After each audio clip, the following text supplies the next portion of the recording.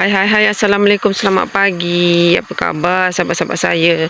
Semoga kalian semua sentiasa sihat dan dipermudahkan urusannya setiap hari. Dan kepada sahabat-sahabat saya lagi sakit, semoga Allah Ta'ala memberikan kesembuhan kepada sahabat-sahabat saya semua. Okey sahabat-sahabat, saya nak pergi ke belakang sana tu belakang rumah ni kebun mana ni? Kebun sawit. Kebun sawit pula, kebun getah ni. Saya nak pergi di belakang sana, nak ambil buluh. Nampak tak di belakang sana tu ada pokok buluh tu Kita nak ambil buluhnya. Kita nak buat greenhouse. Sebab buluh yang ini buluh yang tahan, orang kata. Kita nak buat rumah pun boleh. Okeylah sahabat-sahabat, teruskan menonton kegiatan saya di pagi hari ini. Semoga sahabat-sahabat saya terhibur. Enjoy. Okey sahabat-sahabat, inilah dia pokoknya. Di sepadan hujungnya. Yang depan sana tu, belakang depan sana tu rumah saya. Ini budak-budak ni sudah datang sini siap bawa motor lagi tu. Ya Allah, anak-anak aku. Nampak tu. Datang naik motor pulanya. Okey sahabat-sahabat, kita teruskan kita punya kegiatan.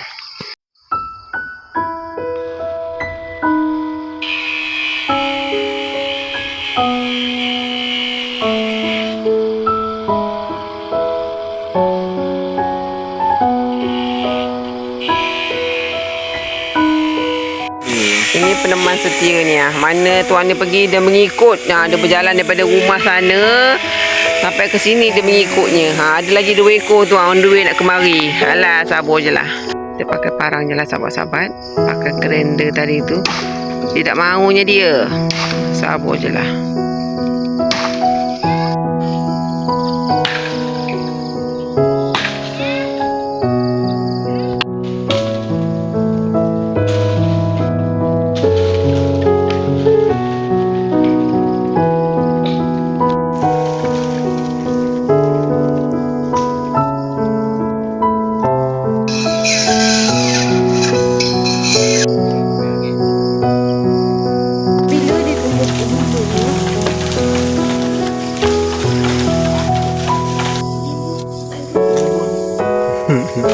Panjang ni mati kali.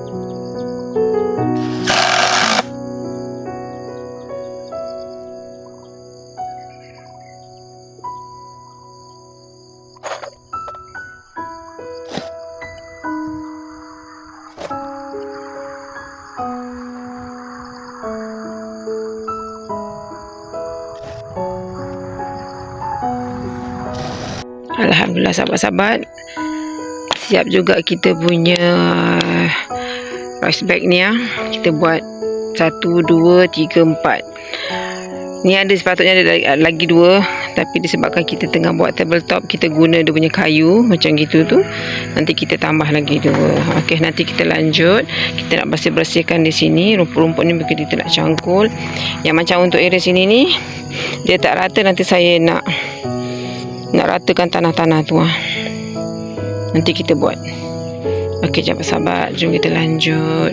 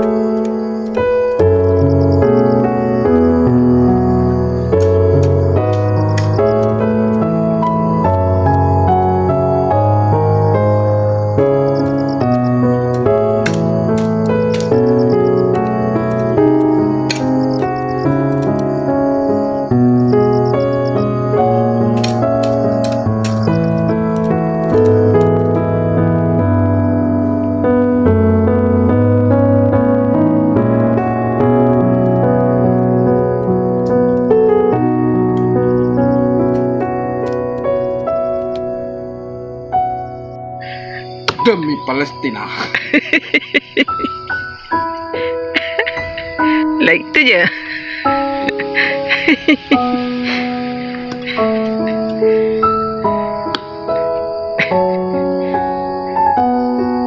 Demi Palestina, jahanam Israel.